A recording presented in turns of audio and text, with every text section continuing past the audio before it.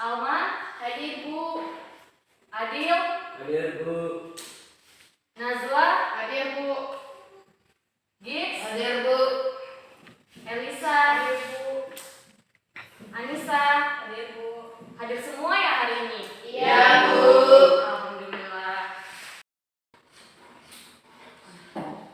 Nah, baik anak-anak, kira-kira ada nggak yang bersedia buat maju ke depan? Satu orang laki-laki dan satu orang perempuan. Saya Bu. Iya, silakan.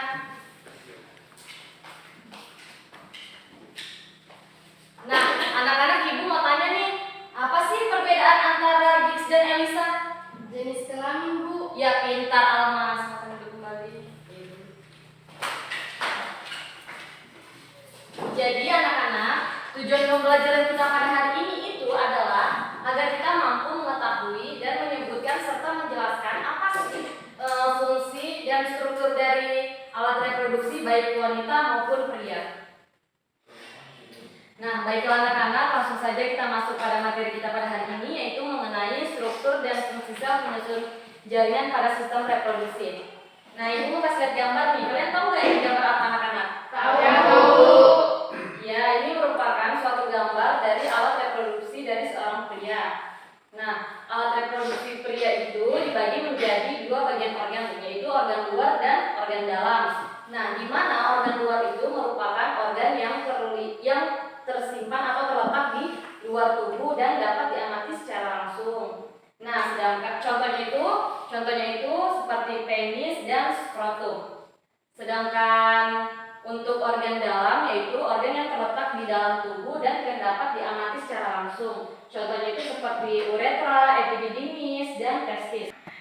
Nah, kalau ini gambar apa ya anak-anak? Sperma Bu. Nah, normalnya seorang laki-laki dewasa itu akan menghasilkan sel kelamin pada laki-laki. Nah, sel kelamin pada laki-laki ini disebut dengan sperma. Nah, adapun proses pembentukan sel sperma ini disebut dengan spermatogenesis. Ini merupakan gambaran dari proses dari spermatogenesis itu sendiri. Ibu akan menjelaskannya. Jadi, mula-mula itu terjadi pembelahan secara mitosis pada spermatogenium. Nah, setelah itu akan berkembang menjadi spermatosit primer. Nah, spermatosit primernya di sini itu masih bersifat diploid. Ya, nah kemudian terjadi lagi pembelahan meiosis dalam dua tahap yang terjadi secara dua tahap. Nah, pada pembelahan meiosis yang tahap pertama ini akan menghasilkan spermatosit sekunder yang bersifat haploid. Nah, kemudian pada pembelahan meiosis kedua akan menghasilkan 4 spermatid. Dan yang 4 spermatid ini akan berdiferensiasi. Nah, kemudian dalam proses diferensiasi ini akan terjadi kehilangan sitoplasma yang banyak, yang cukup banyak, sehingga dihasilkan si sel sperma. Nah, udah paham belum anak-anak dari proses spermatogenesis? Paham Bu. Ya, pintar. Selanjutnya kita masuk pada ini.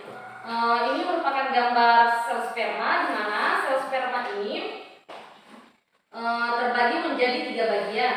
Yang pertama itu bagian kepala, bagian tengah, dan bagian ekor. Pada bagian kepala ini terlihat bahwa ujung kepalanya ini runcing kan anak-anak? Iya Bu. Nah, gunanya dia beruncing ini supaya dapat menembus dinding dari sel telur pada wanita. Kemudian pada bagian kepala sperma ini mengandung 23 kromosom, di mana 22 kromosom tubuh dan 1 kromosom jenis kelamin. Nah, untuk kromosom X dia akan membentuk jenis kelamin bayi perempuan, sedangkan untuk kromosom Y akan membentuk jenis kelamin bayi laki-laki. Selanjutnya pada bagian tengah. Pada bagian tengah ini mengandung mitokondria. Nah, di mana mitokondria ini sebagai penghasil energi. Energi ini yang akan berguna dalam pergerakan dan kehidupan dari si sel sperma ini. Nah, selanjutnya bagian ekor. Nah, ini ekornya terlihat panjang kan anak-anak? Iya Bu. Nah, ekor ini fungsinya terlihat panjang itu supaya dia tuh cepat bergerak menuju si sel telur itu, dan ekor dari si sel sperma ini memang dia bersifat motil, yaitu suka bergerak. Nah, bergeraknya itu menuju si sel telur. Tambahan sedikit dari Ibu, tingkat produksi kesuburan seorang pria dalam memproduksi sel sperma itu dapat dipengaruhi oleh beberapa hal. Yang pertama itu itu faktor usia. Nah, faktor usia itu sangat mempengaruhi produksi sperma seseorang. Apabila seorang laki-laki telah memasuki usia 55 tahun ke atas, maka tingkat produksi spermanya pun berangsur-angsur akan menurun. Dan stuk pada usia 90 tahun, seorang laki-laki tidak dapat memproduksi sperma lagi atau sudah pensiun. Nah, selain dari faktor usia, ada pun hal lainnya itu mengenai frekuensi berhubungan kelamin. Nah, apabila seorang pria sering melakukan hubungan kelamin, maka hal tersebut juga akan mempengaruhi tingkat kesuburan pria tersebut, di mana hal ini disebabkan karena sel spermanya itu belum dewasa sehingga tidak dapat membuahi sel telur. Namun bertolak belakang dari hal itu, apabila seorang laki-laki tidak pernah mengeluarkan spermatozoanya atau sel spermanya, maka sel sperma tersebut akan mati dan diserap oleh tubuh. Nah, selanjutnya kita masuk pada alat reproduksi pada wanita. Nah, pada alat reproduksi wanita ini sama seperti alat reproduksi pada pria, di mana ada organ reproduksi dalam dan organ reproduksi luar. Contohnya kalau organ reproduksi luar itu seperti labium. Sedangkan kalau untuk organ reproduksi dalam itu contohnya seperti vagina dan rahim. Kemudian kita masuk pada ini. Kalau pada laki-laki kan proses pembentukan sel kelaminnya itu disebut dengan spermatogenesis. Nah, sedangkan kalau pada perempuan itu disebut dengan oogenesis. Nah, oogenesis ini terjadi di dalam ovarium. Adapun prosesnya itu yang pertama, mula-mula bakal-bakal sel telur itu atau oogonium akan melakukan pembelahan meiosis selama 2 tahap. Nah, pada tahap pertama ini akan membentuk oosit primer. Kemudian pada tahap meiosis kedua, oosit primer ini akan menjadi oosit sekunder dan menghasilkan polar body atau badan polar. Kemudian setelah itu akan menghasilkan 3 badan polar atau polar body dan sel telur yang masak. Nah, adapun hormon yang berperan dalam proses oogenesis itu seperti hormon LH, FSH, dan progesteron. Baiklah anak-anak, di sini Ibu akan memberikan video kalian mengenai proses ovulasi, fertilisasi, dan menstruasi yang terjadi pada wanita. Di belakang kelihatan aja? Ya. Oke, kita mulai ya. Silakan disimak videonya.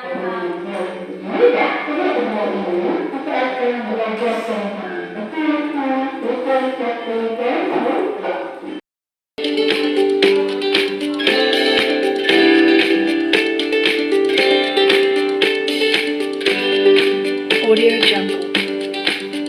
Audio Jungle.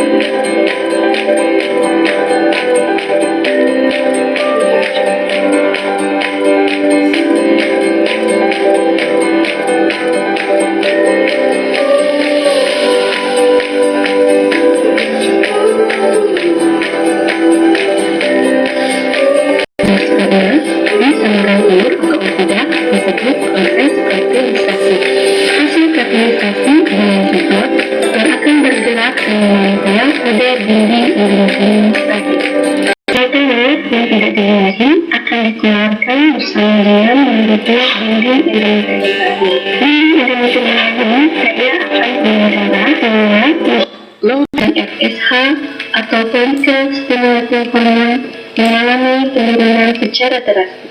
Hari ke-6 sampai ke-13 terjadi fase praovulasi, di mana dinding endometrium rahim mulai mengalami perbaikan jaringan, dan hormon FSH mulai meningkat untuk merangsang pembentukan ovum. Hormon estrogen juga mulai terbentuk sehingga merangsang pembentukan hormon LH. Pada hari ke-14 dalam siklus menstruasi terjadi fase ovulasi, di mana produksi hormon LH akan meningkat sehingga menyebabkan terbentuknya hormon progesteron. Fase terakhir adalah fase post-ovulasi, di mana terjadi peningkatan hormon progesteron sehingga menyebabkan penebalan dinding rahim untuk persiapan terjadinya kehamilan. Baiklah, Ibu akan membagi kalian menjadi dua kelompok. Kelompok pertama, siapa namanya? Anissa. Kelompok pertama Anissa. Terus Elisa dan Hicks. Kemudian kelompok kedua Alma, Nazwa, dan Adil. Langsung Ibu bagi saja ya tugasnya.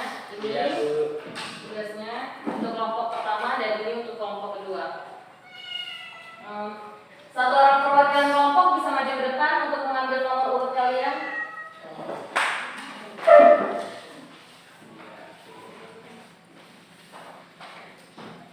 Nah, ini nomornya nanti disuruh pakai ya di kepalanya. Dibagikan ya sama teman kelompoknya. Ya, silakan dipakai di kepala nomor kalian. Iya.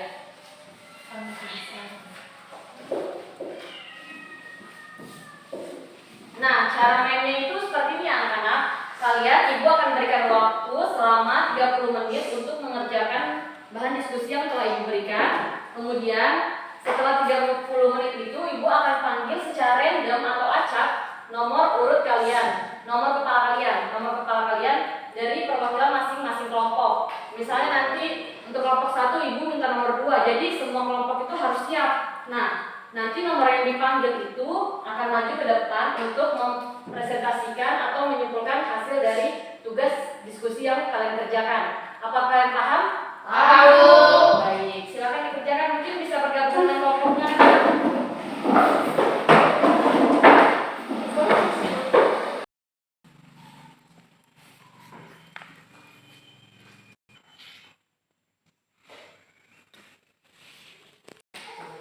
Nah, anak-anak waktunya udah 30 menit pas nih. Ibu mau kalian maju ke depan mempresentasikan hasil presentasi dari diskusi kalian. Ibu mau dari kelompok 2 dengan number head 1, silakan maju ke depan.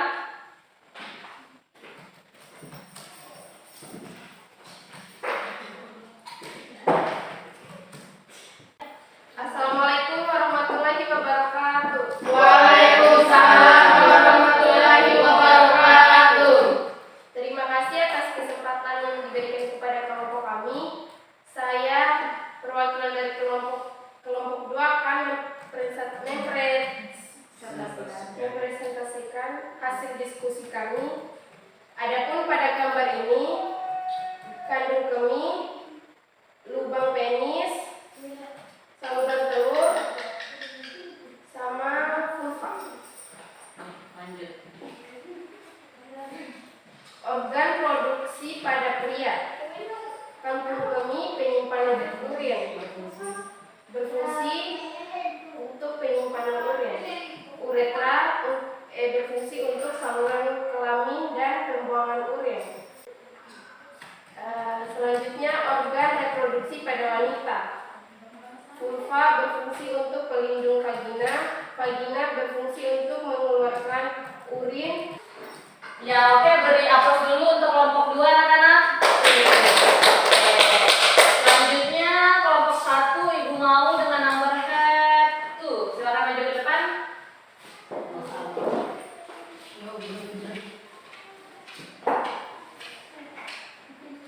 Assalamualaikum warahmatullahi wabarakatuh. Waalaikumsalam warahmatullahi wabarakatuh. Terima kasih atas kesempatan yang diberikan kepada kelompok kami. Saya perwakilan dari kelompok 1 akan mempresentasikan hasil diskusi kami. Adapun hasil diskusi kami yaitu ini merupakan gambar testis dan ini merupakan gambar kepala penis. Ini merupakan gambar indung telur dan yang ini kantung saus. Adapun organ reproduksi pada pria yaitu 1. Testis berfungsi sebagai tempat penghasil sperma dan hormon testosteron. 2.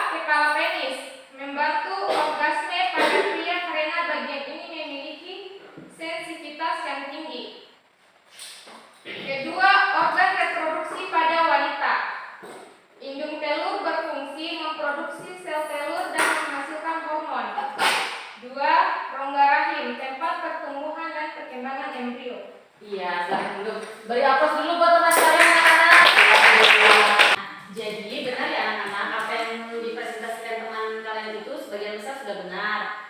Apa yang telah dipresentasikan tadi, contohnya seperti kayak kandung kemih itu apa sih fungsinya? Sebagai penyimpanan urin. Terus kalau saluran telur itu adalah tempat untuk menyalurkan ovum dari ovarium dan untuk menuju uterus. Nah, setiap alat reproduksi itu memiliki fungsi dan perannya masing-masing. Oke, kalian hari ini sudah baik. Beri aplaus buat diri kalian sendiri. Oke, silakan kembali ke tempat duduk kalian masing-masing.